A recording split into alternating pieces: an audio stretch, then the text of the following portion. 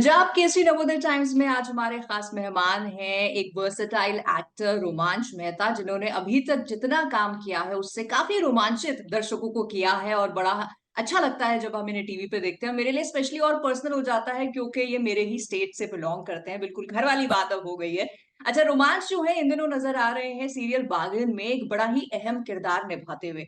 तो क्या किरदार है, आगे क्या एक्सपेक्टेशन रखे, इनके फ्यूचर प्लान्स क्या है, ढेर सारी बातें हम करेंगे। लेकिन सबसे पहले रोमांच, बहुत बहुत स्वागत आपका हमारे प्लेटफॉर्म पर। Thank you so much. The pleasure is all mine. Thank you so much. अच्छा, ये बताइए कि एक तो बाघिन नाम थोड़ा सा मतलब ऐसा लग रहा है, थोड़ा डर सुन के ऐसा लग रहा है ना। बाघिन मतलब क्या होगा, बीस या बीस से सामना होगा, क्या होगा? तो कैसा है, क्या है सीरियल? सीरियल आप लोगों ने इस तरह के पहले इससे रिलेटेड सीरियल्स पहले देखे होंगे, नागिन या आपने मूवीज भी देखी होंगी भेड़िया। तो अब उस पे मैं ये तो नहीं बोलूंगा कि एकदम से अलग है, बट ये है कि हाँ डिफरेंट स्टोरी इसलिए है क्योंकि जो फैमिली इन्वॉल्व्ड है इसमें, जिस फैमिली के सराउंडिंग ये घूमता है शो, तो हर फैमिली का एक एक कैरेक्टर का अपना एक अलग किरदार है। हर कैरेक्टर बहुत इंपॉर्टेंट है इस शो में।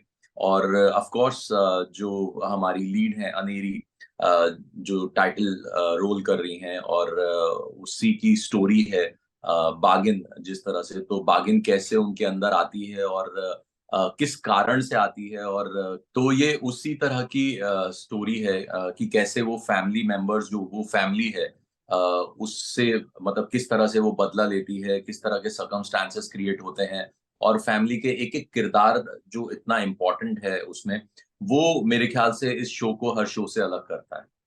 राइट। अच्छा, तो यहाँ आपका जो किरदार है शेखर का, आप रोल प्ले कर रहे या हैं, तो क्या है, किस तरह का इंसान है, क्या उसके कैरेक्टर ट्रेट्स हैं? शेखर बहुत सिंपल आदमी है, पर इसका पॉजिटिव साइड ये है कि ये अपने भाइयों से बहुत प्यार करता है। हम्म। और कहीं ना कहीं ये अपने बड़े भाई से तो बहुत क्लोज है, उसके लिए कुछ भी कर सकता है।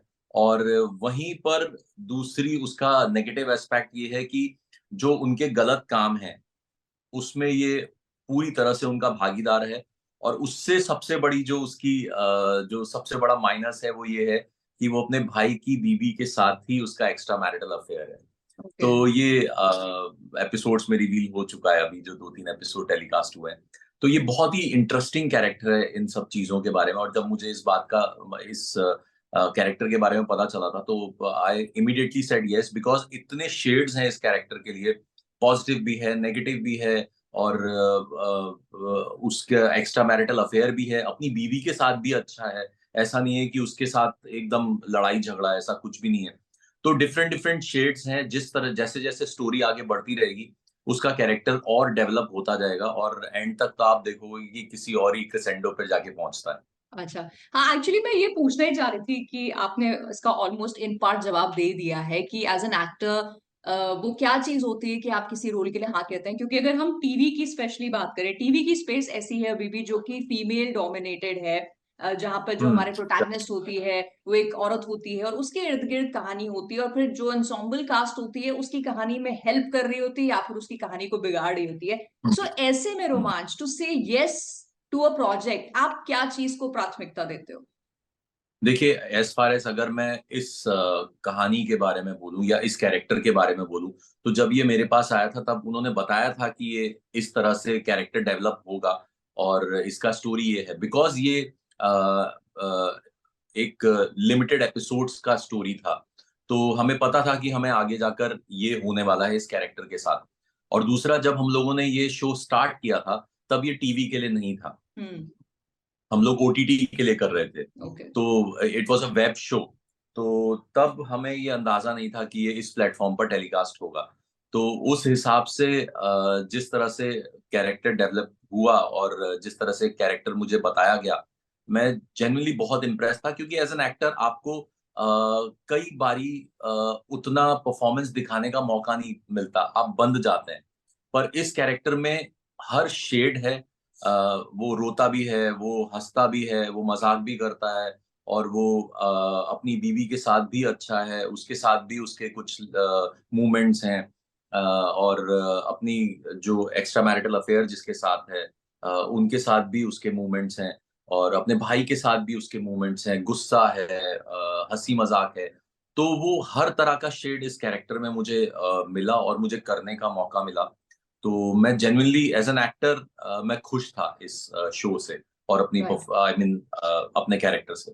अच्छा, एक और चीज मैं जानना चाहती हूँ, जैसे जब आप टीवी करते हैं which is an infinite series, और अक्सर हम टीवी में से देखते हैं कि टीआरपी के बेसिस पे काफी किरदार लिखे या फिर हटाए जाते हैं, वर्सेस जब ओटीटी करते हैं एक फाइनाइट सीरीज है, तो क्या ऐसा होता है कि एक एक्टर को ओटीटी स्पेस में ये पता चल जाता है कि ये मेरा डिफाइंड रोल होगा और ये मेरा कैरेक्टर होगा, so it makes it easy for him to portray that role?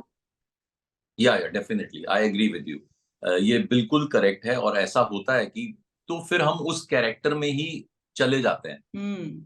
But अगर हम टीवी की बात करें तो वहां पर रोज एकदम गरम गरम स्क्रिप्ट हमारे पास आती है और उसी वक्त सीन को परफॉर्म करना पड़ता है, क्योंकि टेलीकास्ट इश्यूज होते हैं और हम लोग बैंक उतना लंबा बना के नहीं चल पाते। अगर टीवी में होता भी है तो 3 या 4 एपिसोड का मैक्सिमम बैंक होता है, उससे ज्यादा का होता नहीं है। तो वो रेटिंग्स के हिसाब से स्टोरी लाइन चेंज होती है, कैरेक्टराइजेशन चेंज होता है, कैरेक्टर्स चेंज होते हैं।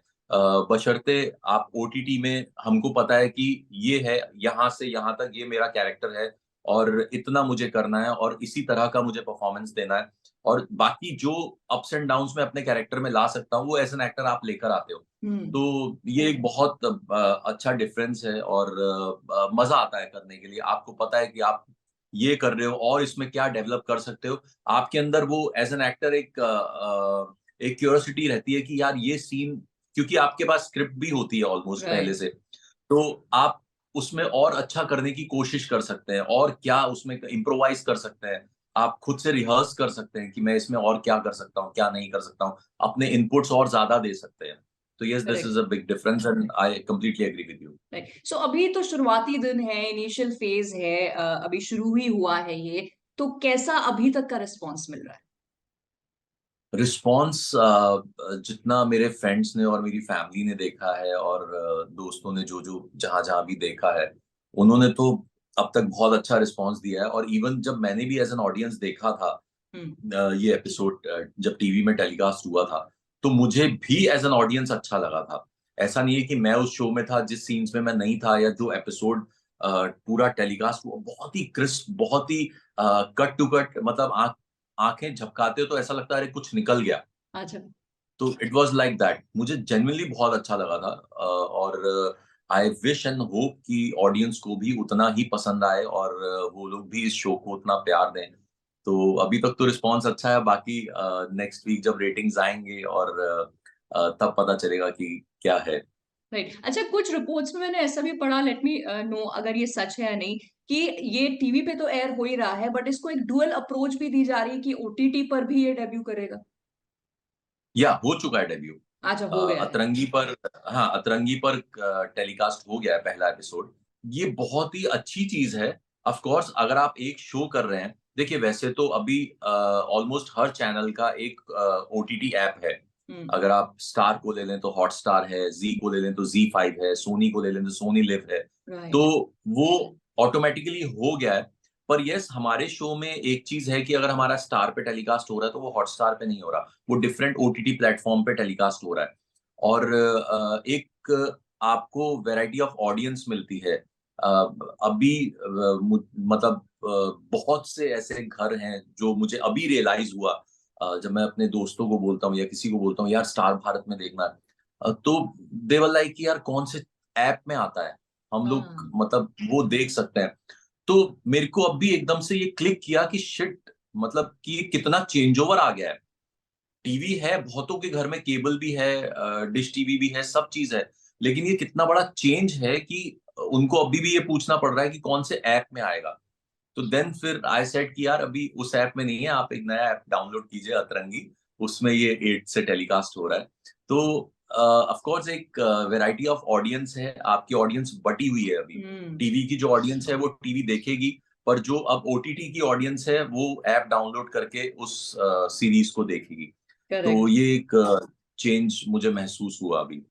राइट, अच्छा, सीरियल्स में एंसॉम्बल कास्ट होती है जैसे हमने कहा, तो ऐसे में बहुत सारे एक्टर्स के साथ काम करना तो कहीं रोमांच आपको कभी ऐसा लगता है कि एक फीलिंग ऑफ इनसिक्योरिटी अपनी स्पेस क्रिएट करने को लेकर, या फिर आपको आपके पोटेंशियल पर और डायरेक्टर या राइटर ने आपके लिए जो लिखा है उस पर बहुत भरोसा नहीं, आई थिंक कि हर कैरेक्टर वो इनसिक्योरिटी कभी कभी आती है, बट मुझे ऐसा लगता है कि हर कैरेक्टर का अपना, अगर एक आप अपने कैरेक्टर को अच्छा से परफॉर्म करेंगे, जो आपका डायलॉग्स लिखे हुए हैं या जो आपके सीन्स लिखे हुए हैं, उसको अगर आप अच्छा सा परफॉर्म करेंगे तो मुझे नहीं लगता कि इनसिक्योरिटी की कहीं पर जगह बचती है। आप अपने काम से ईमानदार रहिए, आप अपने काम में ईमानदार रहिए, और आई डोंट थिंक कि वहां पर कोई भी आपकी जगह ले सकता है, क्योंकि जो आप कर रहे हैं या जो आपका कैरेक्टर है वो दूसरा आपके कैरेक्टर को पोर्ट्रे नहीं करेगा, या जो है। दूसरे का कैरेक्टर है, जो लीड है शो की, तो वो लीड वो अपना कैरेक्टर पोर्ट्रे करेगी। उसमें फिर आप कुछ नहीं कर सकते, वो उसका सीन है। बट हम्म। हाँ, आपका जहां पर भी है आप अपना उन इनपुट 100% दीजिए, तो ऑफ कोर्स आप स्टैंड आउट होंगे, और आप अलग से दिखेंगे कि हाँ, लोग कहेंगे कि हाँ, आपने अच्छा परफॉर्म किया। करेक्ट। और लोग आपके लिए ऐसा कहते ही हैं, आप नोटिस होते हैं आपने जो भी काम अभी तक किया है। बट आपकी टच वुड। एक्टिंग जर्नी की अगर मैं शुरुआत की बात करूं तो कहाँ से हुई, कैसे हुई? एक्टिंग जर्नी एक्चुअली मुझे शुरू से, जब मैं 11th और 12th में था, 11th में था, तब से मुझे था कि यार मुझे एक्टर बनना है। आई डोंट नो कैसे वो जागा, किस वजह से जागा, बट वो अचानक से आया। और मेरे फादर डॉक्टर हैं, तो ऑफ कोर्स अभी तो वो नहीं रहे, ही पास्ड अवे इन कोविड। और तो उनको हमेशा से था कि तू डॉक्टर बन, मतलब मेरी हाँ। क्लिनिक है, तू मेरी क्लिनिक संभाल। तो फिर मुझे भी ये था कि ठीक है यार, अभी डॉक्टर ही बनना है, वो एक दिमाग में था। But I don't know 11th 12th में क्या सुरूर चढ़ा कि मुझे एक्टर बनना है, और मैंने वो पीएमटी एग्जाम्स भी दिए, अपने जो भी एंट्रेंस एग्जाम्स होते हैं, बट ऑफ कोर्स कहीं कुछ हुआ नहीं, कहीं कोई पास आउट नहीं हुआ। तो वो एक हो गया था। तो मैं हल्के हल्के, मैंने बहुत ही बेबी स्टेप्स लिए, क्योंकि मैं एक बहुत छोटे से शहर से बिलोंग करता हूँ, और वहां से दिल्ली तक आना भी मेरे लिए बहुत मुश्किल था, ये तो बॉम्बे था। तो मैंने हमारे मिस्टर बरेली हुआ था, तो उसमें पार्टिसिपेट किया। फिर ऐसे जो जो भी छोटी छोटी चीजें थी, उनमें पार्टिसिपेट करते करते फिर मैंने पापा को बोला कि अब मैं, मतलब दिल्ली में पढ़ना चाहता हूँ। तो बहुत मुश्किल से घर पे अलाउ नहीं किया था, बट फिर भी वो जिद करके जैसे तैसे मैं दिल्ली पहुंचा। तो वहां पे उस वक्त कुछ बहुत कम सैटेलाइट के शोज बनते थे, ज्यादातर डीडी के बनते थे। तो उसमें जहां जहां मुझे मौका मिला मैं काम करता रहा। और उसके बाद मैंने डायरेक्शन ज्वाइन किया, डायरेक्शन किया मैंने 2-3 साल।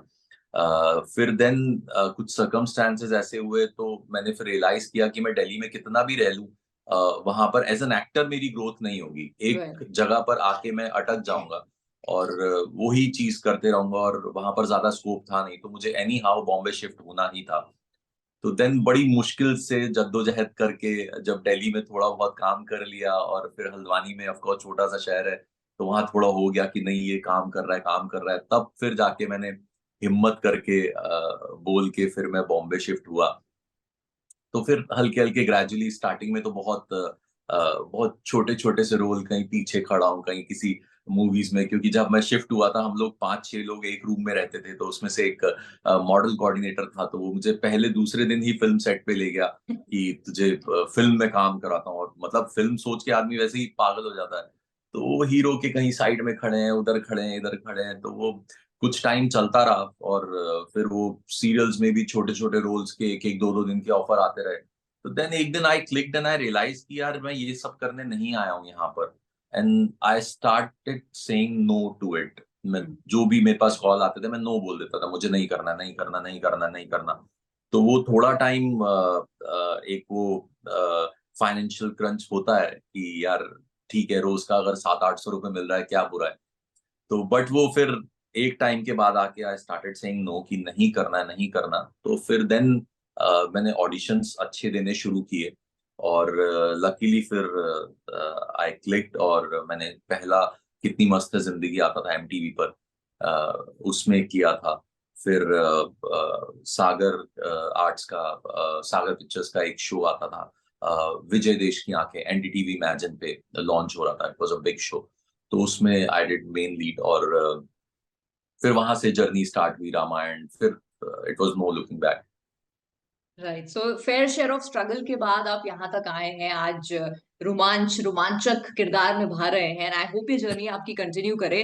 बट एक एक्टर का हंगर होता है, हर कलाकार का हंगर होता है, एक स्पेसिफिक काइंड ऑफ उसको काम करने को मिले। तो रोमांच, आपकी बकेट लिस्ट में किस तरह के प्रोजेक्ट्स, किस तरह के रोल्स हैं जो आप डेफिनेटली करना चाहेंगे? देखिए मुझे मतलब मुझे किसी भी तरह का किरदार मिले, अगर वो अच्छा है, प्रोमिनेंट है, और किसी भी प्लेटफॉर्म में, इधर फिल्म्स हो या ओटीटी हो या टीवी हो, तो I am ready to do it. और मुझे बहुत मजा आता है, कुछ कुछ भी अलग सा हो। क्योंकि क्या होता है, टीवी में आपको देखते हैं, अरे यार ये भाई है, तो इसको इसी हाँ, कैरेक्टर टाइप में कास्ट हो ज्यादातर जाता है। टाइप कास्ट हो जाते हैं आप, या ये ज्यादा माइथो शोज करता है तो इनको माइथो शोज के लिए बुलाओ, या ये तरह के कैरेक्टर करता है तो उस तरह के। तो मेरे साथ भी हुआ ऐसा, मैंने कई जगह सेम तरह के रोल्स किए। बट देन अब आपको सर्वाइवल के लिए करना भी पड़ता है।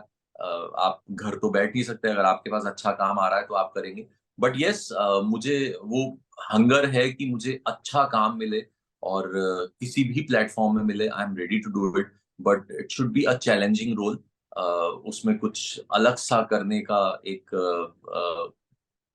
कुछ एक चीज हो, कुछ एक बात हाँ। हो, तो बाकी it depends on the director also, वो आपसे कैसे काम निकलवाता है। But yes, I wish and I hope कि मैं अच्छा काम करता रहूं, लोगों को एंटरटेन करता रहूं। और यही मतलब acting is my passion. Acting is, I mean, I don't know, मैं अपना घर बार सब छोड़कर बॉम्बे में अगर हम लोग हैं और यहाँ पर काम कर रहे हैं तो इसी वजह से हैं, दूसरा और कोई कारण है नहीं। हम्म। तो आई थिंक उस चीज को हमें अपने दिमाग में हमेशा रखना चाहिए, उस चीज को नहीं भूलना चाहिए। राइट। तो बस अच्छा काम करते रहिए। सो आई रियली रियली होप कि जो भी आपने चाहा है वो आपको मिलता रहे, और एक्साइटिंग काम आप करते रहे, हमको एंटरटेन करते रहे रोमांच, और आपके सीरियल के लिए और आगे भी जो आप काम करें उसके लिए आपको best wishes. Thank you so much Nidhi, thank you so much. Thank you. बहुत अच्छा लगा आपसे बात करके। Same here, thank you, bye bye. Thank you.